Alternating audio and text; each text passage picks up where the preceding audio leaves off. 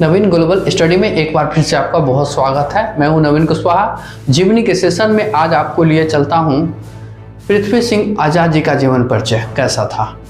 तो दोस्तों, पृथ्वी सिंह आज़ाद जी ऐसे क्रांतिकारी शख्स थे जिनको फांसी मिली, वहां से काला पानी की सजा हुई, 2 बार रेल से कूद करके चलती रेल से भागे, फिर उनको गिरफ्तार किया गया, फिर वहां से वो छुपते नाम बदल के अपना जीवन बसर करते रहे। फिर रसिया गए, वहाँ के जेलों में बंद हुए, फिर वहाँ शिकायत करते हैं कि हम तो समझते थे कि साम्यवादी देश रसिया बहुत अच्छा है, गरीबों का कल्याण करने वाला है, परंतु यहाँ भी जो है सो इंसान की कोई कदर नहीं है। तो वहाँ के जज जो है इनको विशेष सुविधा प्रदान करके और इनको अध्ययन के लिए मतलब सुख सुविधाएँ मुहैया कराती है दोस्तों। फिर जो है सो अफगानिस्तान आते हैं, फिर वहाँ जो है एक बार फिर गिरफ्तार कर लिए जाते हैं। फिर ये बाबा बनते हैं और बाबा के द्वारा जो है सो एक सौभाग्य समझिए कि ये जो कहते हैं वो सही हो जाता है और इनको फिर जेल से मुक्ति मिलती है, फिर रसिया इनको भेज दिया जाता है दोस्तों। तो चलिए जानते हैं इनका विस्तार से जीवन परिचय कैसा था। ठीक है, तो दोस्तों ये हैं बाबा पृथ्वी सिंह आज़ाद। दोस्तों, पृथ्वी सिंह आज़ाद जी का जन्म 15 सितंबर 1892 को तत्कालीन पंजाब प्रांत के अम्बाला जिले के सकरपुर टावर ग्राम में हुआ था। उनके पिता एक व्यवसायी थे, इस कारण पिता के साथ वह बर्मा वर्तमान में मेवाड़ चले गए थे। इस कारण इनकी औपचारिक शिक्षा दीक्षा प्राप्त नहीं कर सके, लेकिन राजनीतिक में इनकी रुचि किशोरा अवस्था में ही जागृत हो चुकी थी। पंजाब के अनेक नौजवान की तरह वह भी 1911 में अमेरिका पहुंचे थे। दोस्तों, वहां लाला हरदयाल के संपर्क में आए, फिर कुछ समय बाद वह गदर पार्टी के संस्थापकों में शरीक हो गए। पुनः भारत में आगमन। दोस्तों, प्रिंसेस कोरिया नामक जहाज द्वारा वह अपने सैकड़ों साथियों के साथ विभिन्न आग्नेयास्त्र लेकर अमेरिका से भारत आए थे, किंतु अंग्रेजी हुकूमत को अपने गुप्तचरों से उनके आने की सूचना मिल गई थी। जब उनका जहाज कोलकाता आया तब उनके स्वागत हेतु पुलिस व सेना पहले ही संगीने लिए हुए मौजूद थी। बेहतर यही हुई कि उस जहाज के क्रांतिकारियों पर कामागाटा मारू के यात्रियों की तरह गोलियां नहीं चलाई गई, लेकिन उन्हें गिरफ्तार करके रेलगाड़ियों में बंद करके सीधे पंजाब भेज दिया गया। दोस्तों, इस प्रकार जिस स्वप्न के साथ वे भारत पहुंचे वे अपूर्ण ही रह गए। दोस्तों, बेशक पृथ्वी सिंह में वीरता की आगात थी, पुलिस को गच्चा देने का चातुर्य भी उनमें खूब था। वह मार के एक स्टेशन पर दूसरे मुसाफिरों के साथ उतरकर भीड़ में अदृश्य हो गए, मतलब भाग गए, और बचते बचाते अम्बाला नगर के राजपूत छात्रावास में जा पहुंचे। उन्हें यकीन था कि वहां उन्हें सुरक्षित पनाह मिल जाएगा, किंतु पुलिस के एक भेदिये ने उन्हें भांप लिया। उसने पृथ्वी सिंह को चाकू से घायल कर दिया। पृथ्वी सिंह ने जासूस को पटक पटक कर फिर उसका भी कचूमर बना दिया। दोनों को मूर्छित स्थिति में अस्पताल पहुँचाया गया। चंद दिन पश्चात पृथ्वी सिंह को पुनः अम्बाला जेल से लाहौर जेल भेज दिया गया। वहाँ क्रांतिकारी पार्टी के दूसरे 65 अभियुक्त भी थे जो विभिन्न स्थानों से गिरफ्तार करके लाए गए थे। उन पर प्रथम लाहौर संयंत्र नाम से अभियोग चलाया गया।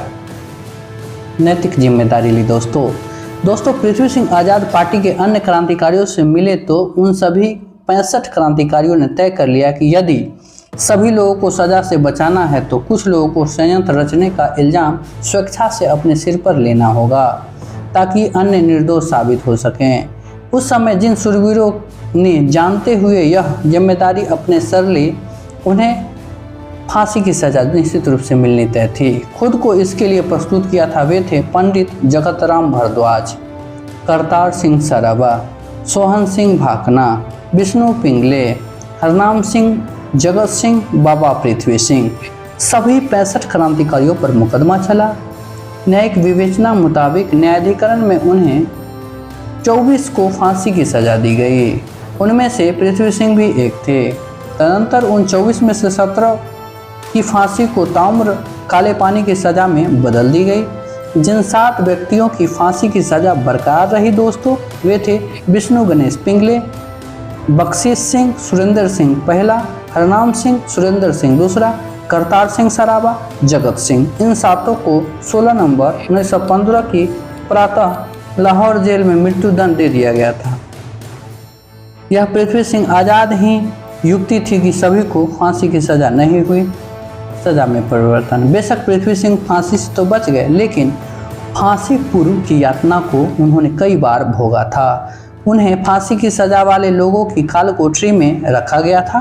प्रतिदिन उनकी कोठरी के आगे पानी का घड़ा रख दिया जाता था, यह मानकर कि अगली प्रातः उन्हें फांसी दे दी जाएगी। वह पहले ही नहा धोकर उसके लिए तैयार रहे, लेकिन प्रतिदिन वह फांसी का मुहूर्त अगले दिन में स्थगित हो जाता था। 14 दिन तक फांसी के इंतजार की यातना सहने के पश्चात फांसी की सज़ा आजीवन काले पानी में परिवर्तित हो गई। दोस्तों, नवंबर 1915 को वह अंडमान की कुख्यात जेल में पहुंचे, जिसके बारे में कई लोग कहते थे कि अंडमान भोगने से तो फांसी ही भली है।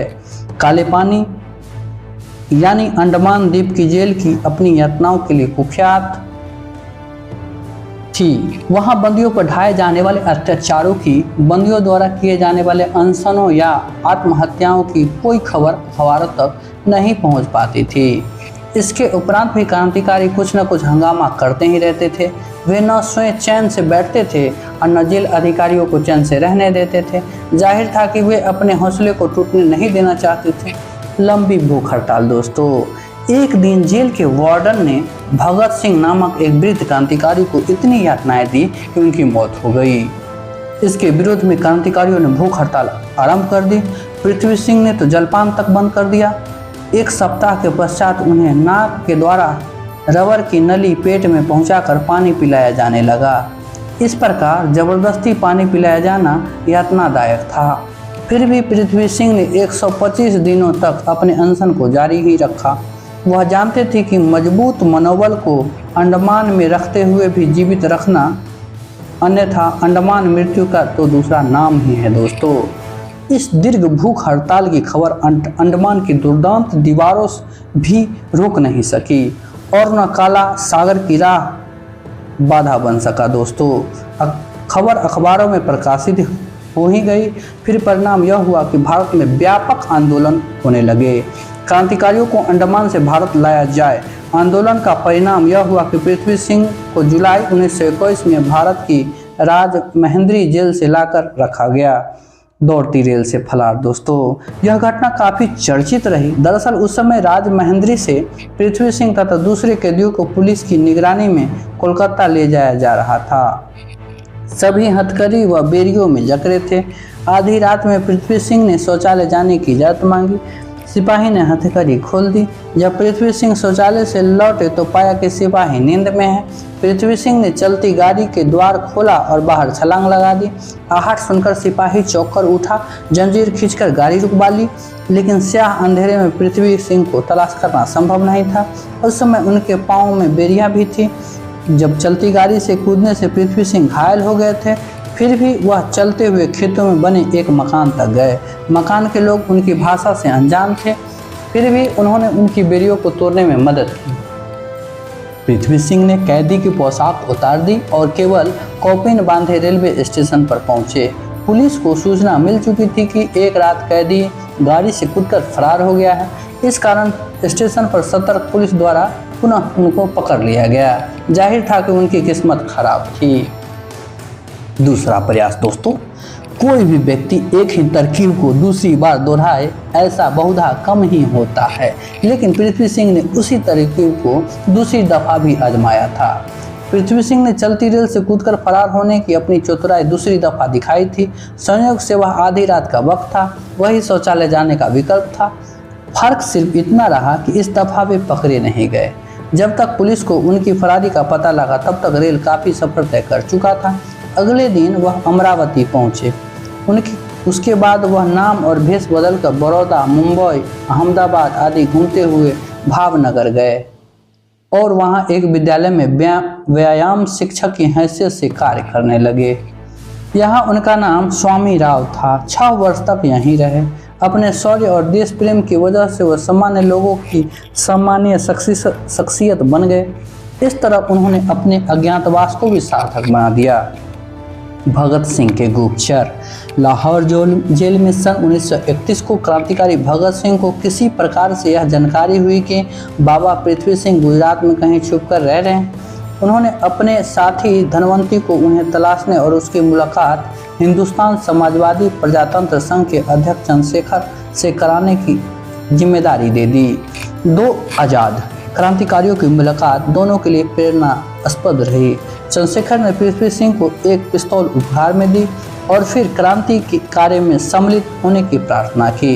पृथ्वी सिंह आज़ाद स्वामीराव ने इसे सहर्ष कबूल कर लिया। इस प्रकार सरदार भगत सिंह ने भेदिए ने बाबा पृथ्वी सिंह को तलाश करके उसकी भेंट चंद्रशेखर आज़ाद से करवाने में सफलता प्राप्त की। दोस्तों, दुर्गा भाभी का साथ मिला।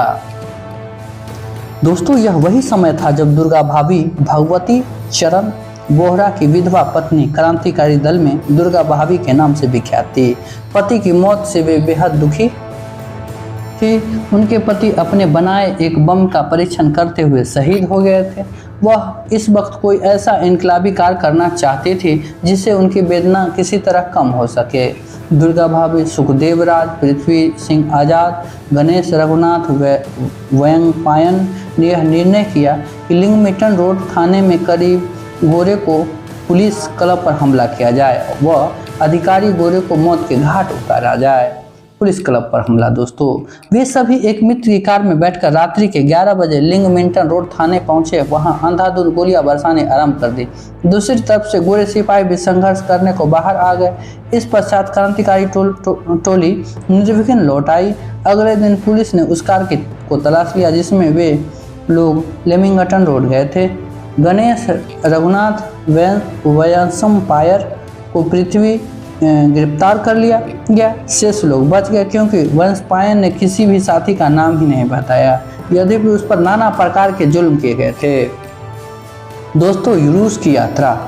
अब पृथ्वी सिंह का भारत में बने रहना खतरे से खाली नहीं था। दोस्तों, उनके पश्चात पृथ्वी सिंह क्रांतिकारी दल ने पृथ्वी सिंह आज़ाद को साम्यवादी क्रांति का अध्ययन करने हेतु रूस भेजने की योजना बनाई। खान अब्दुल गफ्फार खान की मदद से वह अफगानिस्तान की राह से रूस पहुंचे। यह यात्रा खतरनाक और कष्टप्रद थी। रूसी पुलिस ने उन्हें गिरफ्तार करके जेल में डाल दिया। पृथ्वी सिंह आज़ाद ने भय खाने के बजाय रूसियों के उसके आचरण की शिकायत करते हुए कहा कि हम तो रूस को शोषित जनों का उद्धार करने वाला मसीहा देश मानकर यहाँ आए थे, किंतु यहाँ तो न्याय नाम की कोई चीज़ ही नहीं दिखाई देती है। इसका नतीजा यह हुआ कि उन्हें मॉस्को भेज दिया गया और उनके रहने, भोजन, अध्ययन का इंतजाम कर दिया गया। 3 वर्ष रूस में रहकर वो भारत लौटे।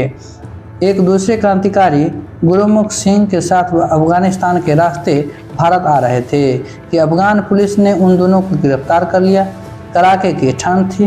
कैदियों के पास ओढ़ने बिछाने का पर्याप्त साधन नहीं थे। सर्दी से ठिठुरकर रोज रात कोई न कोई कैदी मर जाता था, किंतु वे दोनों क्रांतिकारी कष्ट से डरते नहीं थे। जेल में यह अफवाह फैल गई कि वे दोनों मंत्र तंत्र के सिद्धि के ज्ञाता हैं, जबकि इस अफवाह के फैलने की वजह यह थी कि वह अन्य कैदियों की भांति कठिनाइयों व कष्टों से घबराते नहीं थे। लेकिन इस अफवाह का चमत्कारी प्रभाव तो होना अभी शेष ही था।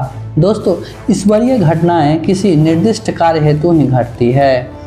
तांत्रिक बनकर बचे। दोस्तों, तब संयोग भी ऐसा घटा कि जेलर की पत्नी का भाई किसी दुष्कर रोग से ग्रस्त हो गया था। वह उपचार हेतु उनके पास लाया गया। तब उन्होंने स्वयं को तांत्रिक ही दर्शाया और कहा कि वह दुश्मन द्वारा किए गए जादू टोने को नाकाम कर देंगे। अब करिश्मा यह हुआ कि उनके बताए उठपटांग उपाय ने रोगी को निरोग भी कर दिया। उनके मार्फत उन्हें रूस के राजदूत को पत्र भेजा और उन्हें जेल से रिहा करवाकर विमान से रूस भिजवा दिया। दोस्तों, गांधी जी ने कराया समर्पण। 16 वर्ष के पश्चात रूस से एक छद्म पासपोर्ट बनाकर वह पांडिचेरी पहुंचे। वार्धा पहुंचकर गांधी जी से मिले, जिन्होंने उन्हें पुलिस के समक्ष समर्पण करने की राय दी। सरकार ने उन्हें रावलपिंडी जेल में बंद कर दिया। सन 1939 में महात्मा गांधी के अनुशंसा पर उन्हें जेल से आज़ाद कर दिया गया। वह उन भाग्यशाली क्रांतिवीरों में से थे जिन्होंने सन 1947 में भारत को आज़ाद होते हुए देखा। उस समय उनकी आयु महज 55 वर्ष की ही थी। दोस्तों, इनका जीवन परिचय कैसा लगा आप अपने उत्तर कमेंट में जरूर दें। आशा है आपको अच्छा लगा होगा। मिलते हैं नेक्स्ट वीडियो में, तब तक आप अपना बहुत ख्याल रखें। धन्यवाद।